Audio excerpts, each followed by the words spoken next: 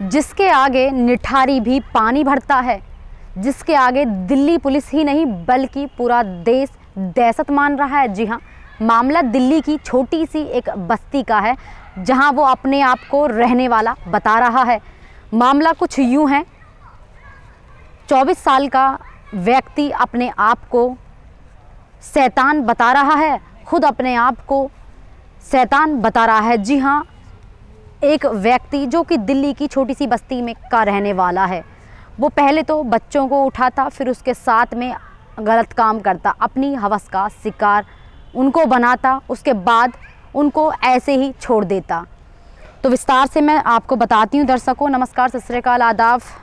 उम्मीद है कि आप अच्छे होंगे, घर पर होंगे, स्वस्थ होंगे, अपने स्वास्थ्य का ख्याल रख रहे होंगे। तो मामला कुछ यूँ है, एक व्यक्ति पहले तो बच्चों को उठाता, सुनसान बस्ती से रात को ड्रिंक करने के बाद गलियों में भटकता, जहां उसको बच्चे मिलते, बच्चों के परिवार वाले वहां सोते मिलते, किसी तरह से वहां बच्चों को अपने कब्जे में लेकर सुनसान इलाके में लेकर जाता, फिर उस बच्चे को मार देता।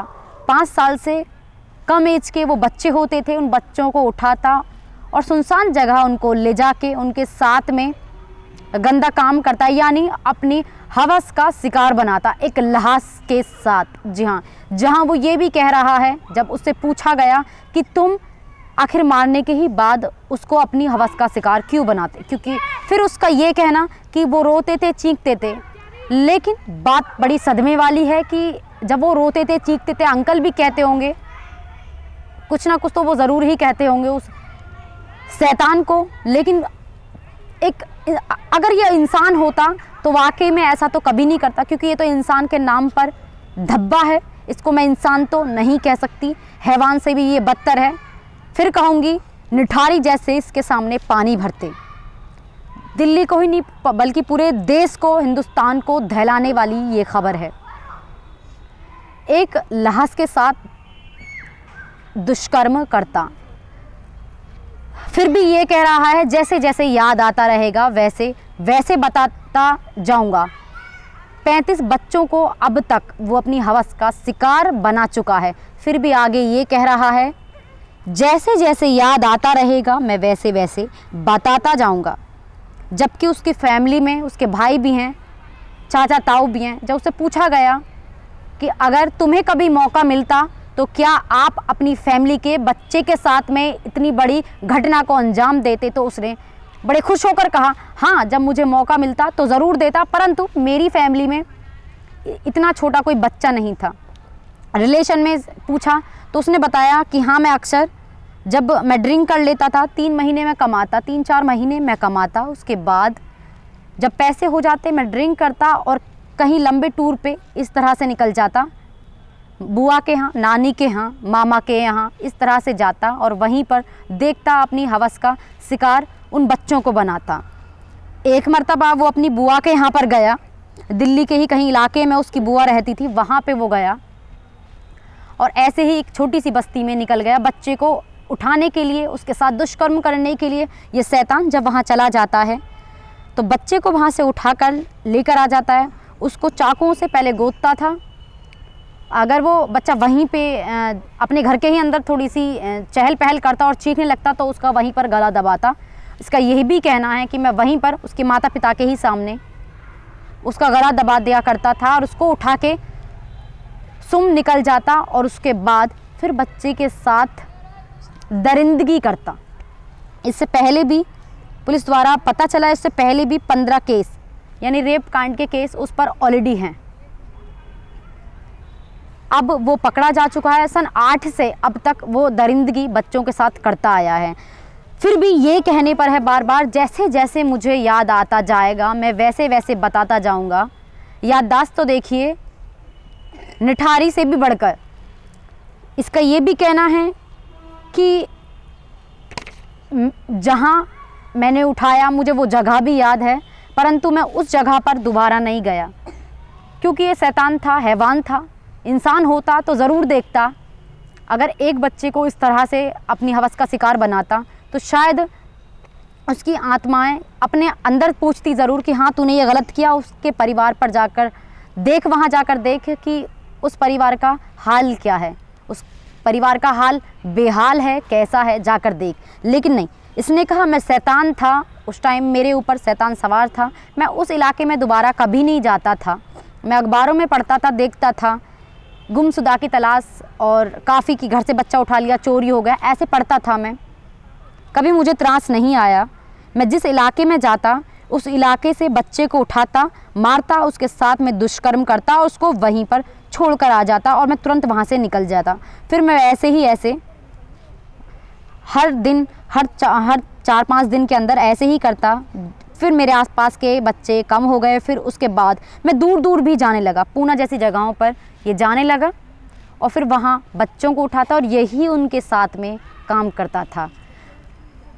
जो आज मैं उसको इंसान नहीं हैवान कहूँगी, हैवान से भी बढ़कर शैतान कहूँगी। जो भी इसको नाम दिया जाए वो कम है, लेकिन देना हैवानियत का नाम ही, क्योंकि इंसान के नाम पर तो धब्बा है। खासियत ये थी इसके अंदर कि 5 साल से नीचे के ही बच्चे को उठाता, उसके साथ में ये दरिंदगी करता। दर्शकों, इसकी फैमिली में इससे बड़ा एक भाई था, इससे छोटे 2 भाई थे। इसका ये भी कहना था कि मैं अक्सर कहता था कि भाई शादी कर लें और हमें भी भतीजे हो जाएंगे जिनको मैं खिलाया करूँगा, लेकिन इसका दिमाग में कुछ और ही था। जब उससे पूछा गया कि अच्छा क्या आप अपने खून के साथ भी ऐसा ही करते, तो उसका बड़े ही अंदाज में ये जवाब आया कि हाँ, मैं बिल्कुल ऐसा ही करता, क्योंकि जब मैं नशीला पदार्थ ले लिया करता था, उसका सेवन कर लिया करता था, तो मेरे दिमाग में सिर्फ शैतान आ जाया करता था और मैं सिर्फ यही सोचता था, अपना पराया कुछ नहीं। अगर मुझे मौका मिलता अपने खुद के भाई के बेटे को उठाने का और उसके साथ में दरिंदगी करने का, तो मैं बेशक करता। तो दर्शकों, बड़ी अजीब बात है कि आज की डेट में पता नहीं क्या क्या हो रहा है। तो बाकी का जो है मैं वो आपको क्लिप में सुनाऊंगी, जो आगे बयान किए हैं उसके, और काफ़ी पत्रकारों ने उससे इंटरव्यू भी लिया है कि क्या क्या कैसे कैसे वो करता था। बाकी उसके ही मुँह जवानी आप देखना सुनना कि उसके फेस पर थोड़ी सी भी उदासी नहीं है। तो देखो, हमारे देश में ऐसे भी इंसानों को फांसी नहीं दी जाती। हमारे देश के बच्चे हैं, हमारे देश का भविष्य हैं, उनके साथ ही इतनी नाइंसाफ़ी हो रही है। जब उनके परिवार को पता चलता होगा कि हमारा बच्चा हमारे ही बेड से गायब हो गया, तो कैसे पैरों तले क्या ज़मीन ही निकलती होगी? क्या उनका सीना दुख से छल्ली नहीं होता होगा? बिल्कुल बेशक होता होगा। तो दर्शकों, मैं तो इतना ही कहूँगी, इस दरिंदे को फांसी ही होनी चाहिए। मैं जानती हूँ आप भी यही कहेंगे कि ऐसे दरिंदों को तो ज़िंदा ही नहीं रहना चाहिए। अगर फांसी से भी कोई बढ़कर है तो उसको ये सज़ा मिलनी चाहिए। तो दर्शकों, मैं चाहती हूँ आप मेरे कमेंट बॉक्स में ज़रूर बताएं कि हाँ, इसको फांसी नहीं, फांसी से भी बदतर जो भी कड़ी सज़ा हो, इसको वो मिलनी चाहिए। मेरे आसपास में बच्चे भी ये सुन रहे हैं, मैं देख रही हूँ। फ़िलहाल मैं आप तक ये खबर पहुँचा रही हूँ। आप अलर्ट रहिए, ऐसे लोगों से अपने परिवार को देखें, अपने परिवार का साथ ना छोड़ें। आए दिन रेप गैंग रेप, मैं ऐसी खबरें लेकर आती हूँ। आज कुछ हटके था बच्चों को लेकर। तो आज की डेट में बच्चे भी सुरक्षित नहीं हैं। हमारे देश का भविष्य है, इनका भविष्य हमारी सरकार के हाथ में है। तो सरकार को कठोर कठोर कठोर कठोर कानून इसका बनाना चाहिए कि ऐसे लोगों को तुरंत ही ऑन द स्पॉट मार देना चाहिए। तो दर्शकों, अब तक के लिए इतना ही। नमस्कार, सत श्री अकाल। बाकी मैं आपको उसकी ऑडियो में बताऊंगी, सुनना आप। मैं जानती हूँ आप सुनेंगे ज़रूर, इसको ज़रूर सुनेंगे, चाहे मेरी ना सुने, लेकिन हाँ, उसकी ज़रूर सुनेंगे। तो दर्शकों, अब तक के लिए इतना ही। नमस्कार। पढ़ लेते हो थोड़ा बहुत? सर, मैं अपना नाम लिख लेता हूँ और थोड़ा जोड़ जोड़ के पढ़ लेता हूँ। तुम्हारा नाम रविंदर है, पर तुम मानते हो कि तुम इंसान हो? नहीं सर, नहीं। क्यों नहीं मानते? सर, मैंने इतने सारे गलत काम किए हैं, तो मैं अपने आप को इंसान नहीं मानता सर। तो ये सब करने से पहले कभी तुमने सोचा था जो करने जा रहे हो, जो करोगे, उससे एक जो इंसान है उसके ऊपर कितना बड़ा दाग लगता है? नहीं, ये नहीं सोचा सर। निठारी के बारे में कभी सुना था? निठारी का नाम? सर, सुना था मैंने निठारी के नाम। क्या सुना था पूरा? यही सुना था कि सर वो बच्चों का पहले मार के फिर उनका मीट खा लेता था सर, बना के।